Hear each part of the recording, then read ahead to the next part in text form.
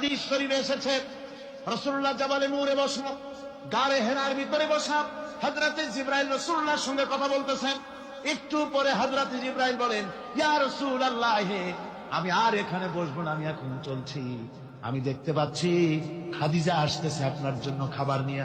খাদিজা যখন আপনার কাছে পৌঁছে যাবে, আপনি খাদিজাকে শোনায় দিবেন আল্লাহ রাব্বুল আলামিন খাদিজাকে সালাম জানাইছে। সুবহানাল্লাহ।